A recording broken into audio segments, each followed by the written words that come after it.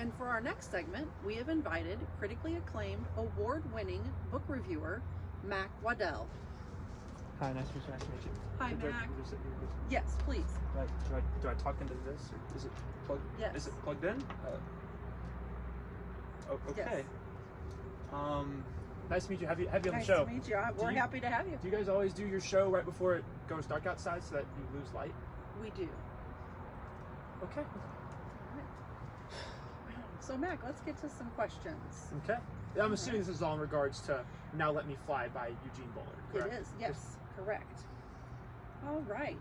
So, what aspects of Eugene Bullard's background and experiences surprised you the most? You know, I think the most surprising part was, after reading the full story, seeing where he ended up. I mean, given his background, like, it just makes it all that much more impressive. You know, he was a young kid living in a traditionally racist town in Georgia, and, you know, anybody can live there and live a terrible life afterwards, given the cards that they were dealt, but I think it all becomes a lot more impressive once you see where he ended up as an credited and acknowledged war hero, Purple Heart winner, and the first of his kind as a firefighter. Do you guys always have dogs bark on your podcast? Occasionally we I don't do. see what's so funny here. This feels extremely unprofessional. But I will continue. Thank you. So I just think in the big grand scheme of things, it doesn't seem as impressive. But I think the most impressive part of his life was the simplicity of where he came from. The most contrasting points of impressiveness and simplicity. That's what impresses me the most. Great. All right. On to the next question. How does Bullard's determination and spirit of adventure resonate with you? And how does Wimberly portray it? Do you always write down your questions on I your phone do, beforehand? yes, I do. It helps me to make sure I'm You asking might- the you might questions that I'd like. Okay, remember that again one more time. I just want to make sure I Sure. understand the question. How does Bullard's determination and spirit of adventure resonate with you? And how does Wimberly portray it? I mean, I think we've all been there before. It resonates with me in the fact that everybody's had an ambition that they want to get to, and whether it's a person, place, or thing telling them, you can't do this. Everybody has that adventurous side to them, whether your adventures are going outside for a walk or traveling halfway across the world and doing something nobody's ever done before. I think everybody has that adventurous side to them. So seeing he started in a place where every little thing told him you could not, and it ended up becoming he did, I think that resonates with me on a personal level, just in the fact of my adventures and my ambition may not lead me to become some crazy fighter pilot breaking color boundaries that never people knew were set. My ambitions might not be that, but I think it resonates to show he had every odd against him and nobody supporting him, and he was still able to do it. So I think it really resonates with me on that front. How does the book address the themes of racism and prejudice that Bullard faced? And how does that impact his journey? So the book does an amazing job seeing it as a graphic novel, so words along with pictures. I think it does an amazing job at showing you the true disgusting acts that were taken against him in those times, because you can read about it, you can picture it in your head somewhat, but you'll never really know until the people that were there to live it put it on paper in a picture form, and just seeing the true living conditions and the true unfortunate realities of what he went through. He would, walk out the door and people would spit on him and the kids would rip his clothes and make him bleed, and just, you can hear about it, but you don't get to see the true emotion until you see it in the pictures. I think the book does an amazing job at showing the racial division there that he had to face. How does the story's framing with the businessman trapped in the elevator enhance the narrative? I feel like the narrative becomes more of you're getting told the story from a friend's point of view, not even from a friend, but from a person you never met before, somebody that feels personal to you. It's not like he's projecting his big life story onto everyone that wants to read the book. The book is told from the perspective of he's telling somebody in an elevator about his life. So I think it makes it a lot more personal, and it's less grand and extravagant and more to the point, as if you're telling it to me and you sitting here, rather than you're writing this story to tell to millions of people. You're telling to the person standing next to you. So I think it really helps frame it as a more personal and emotional endeavor for him because he's telling it to somebody else. What does the book say about Bullard's experiences in France and the French Foreign Legion? And how does that compare to his experiences in the U.S.? Now, I think the way they did it, whenever he's part of the French Legion, obviously they have different styles of fighter planes, different advances whenever it comes to war as a whole. And I think his experiences there kind of realized that maybe his thoughts were skewed a little bit whenever he was a kid thinking about becoming this great fighter pilot. I think those experiences really deterred him, and I feel as if once he got with America and was fighting for an American soldier, he realized like what side of the fight that he wanted to be on and where he wanted to be fighting from. So I think the book does a good job of explaining that. Okay. How does the book portray the violence and hardships of World War I, and how did they affect Bullard's journey? Well, obviously no war is pretty, but seeing as it is World War I, the first war that involved this many countries, allies, enemies, and casualties and survivors, it's a gruesome event. And it was the first of its kind, so many of the people going into the war had no idea what they were going to be going into. And the book does a great job at showing how even though he had prepared himself for this, his whole dream was to be in that exact spot. No matter how much he had thought about it, nothing would actually prepare him for being right there in the front lines. You don't know it until you live it, kind of deal. And I think that helped shape him, especially the gruesomes of war. He was shot and almost killed, and I feel like that shaped him into, if he was already a strong-willed person, he was already a determined, hardworking person. I feel like that just reinforced his standards already, was the gruesomeness of war reinforced who he was as a person. Okay. So what historical events or societal norms are highlighted in the book, and how did they shape Bullard's life? The historical events in the book, those weren't obviously this is a historic book. Do you ever muzzle the dogs on this No. set? No. I feel like I'm not being paid enough to be here, but what I do not for money. Ever since the divorce, obviously. So do they ever stop? Good to know, good to know.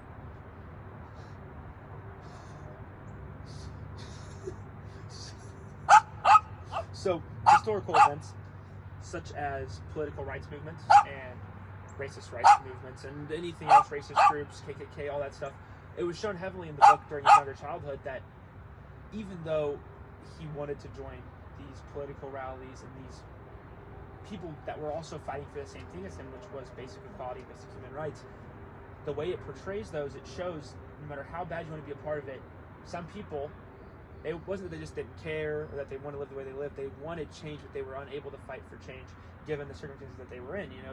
They go out to one of those rallies and you come home and your house is burnt down. So I think the book shows those historical moments in a way that really shows you the whole scope of everybody's opinion on it, and not just the opinion of the people that were against the people that were with them. It shows both sides of what was happening to both people, so I think it does a good job. So how did those historical events help Bullard's life?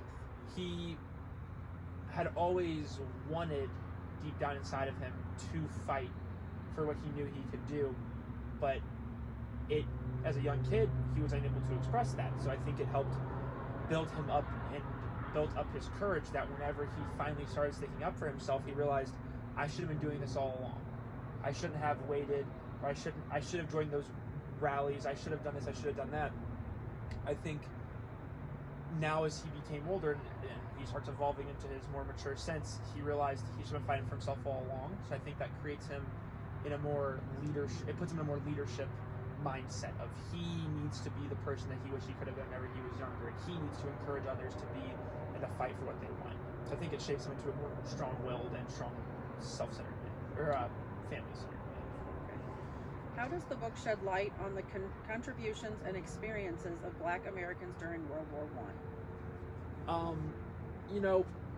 I? I think as much as at the time that people liked to undermine how much everyone was doing, not just African American minorities, but all minorities, people at the time didn't want to appreciate them for what they were doing. And I think the book shows truly how much they contributed. You know, they were casualties there on the battlefield, and it shows, even though they might not want people to recognize for the stuff they did, that they might not have been the guys that they're on the front line, but they were the ones working in factories whenever they weren't allowed to go fight because of certain regulations on racial groups. They were the ones that were supplying ammo in unsafe conditions. They were the ones that were really keeping the underworks of the war alive, because you can have your guys on the front line fighting, or your guys on the ships doing calculations, but nothing will actually get done unless you have people doing the real nitty-gritty work, which unfortunately that's what African Americans were sent to do.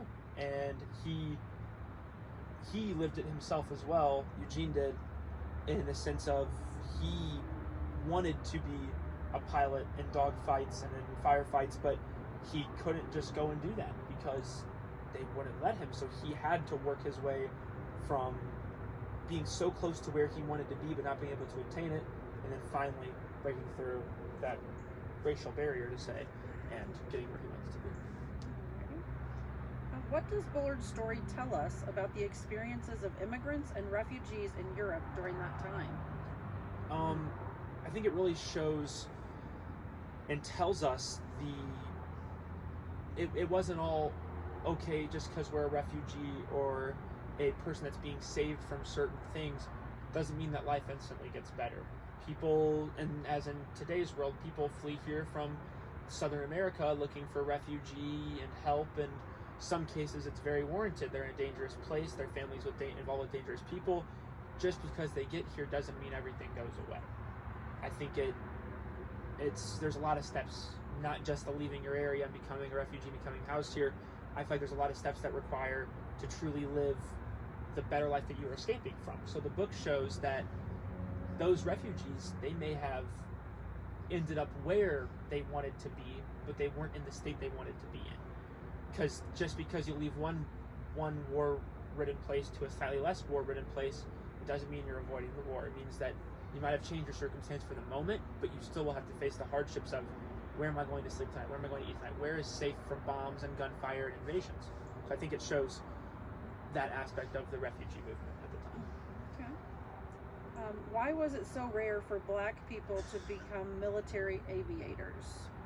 So there's no true cut answer on why. Obviously it's because the big man said so. Whoever was in charge at the time told them no, but it's mostly they were looked down upon and they were seen as they cannot do the same work that the white man can, as they say in the book actually.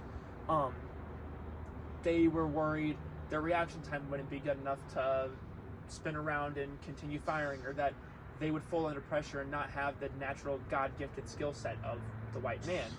And that really put a damper on their higher up seeing them and going, yes, I want to put you in these positions. They see them and they go, they are lesser than us, therefore they cannot do the job that most men struggle to do. So let's talk about the book itself. How does the book blend historical facts and anecdotes into a compelling narrative?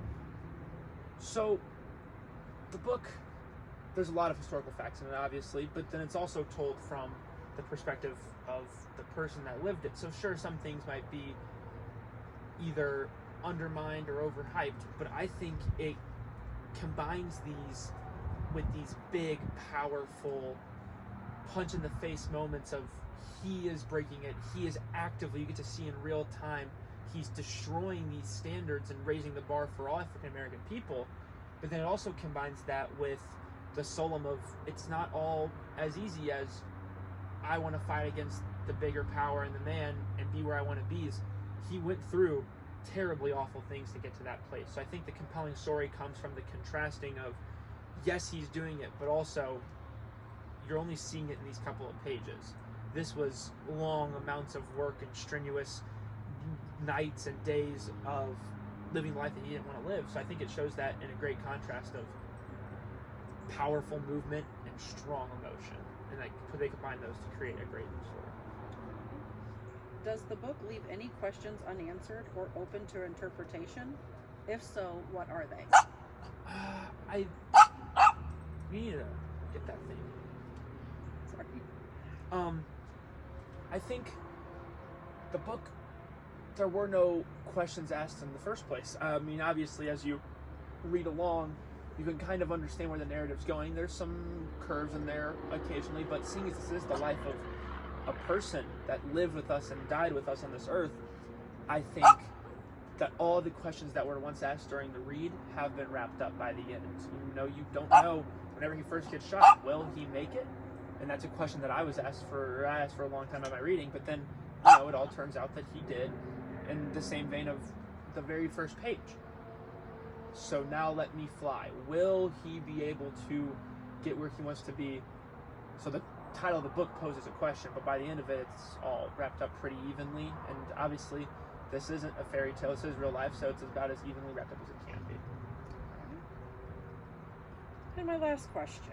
What does the author leave us wanting to know about Bullard's life after World War I?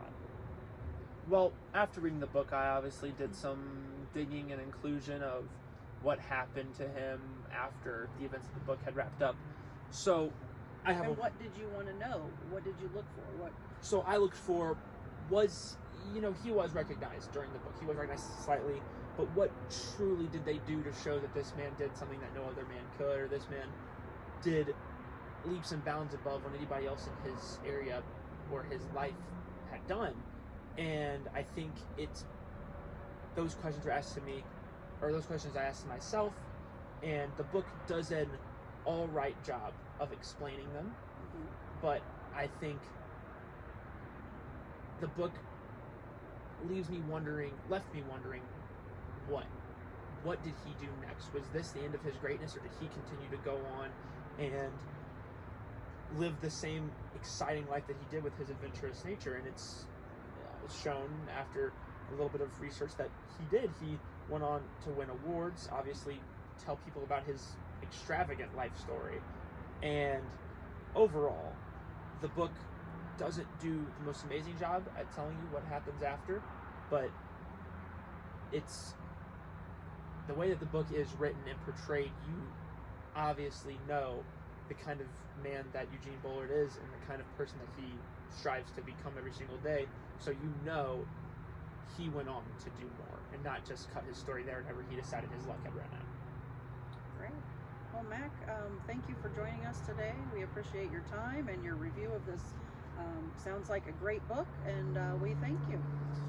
Please, nice to meet you, but never invite you back on the show.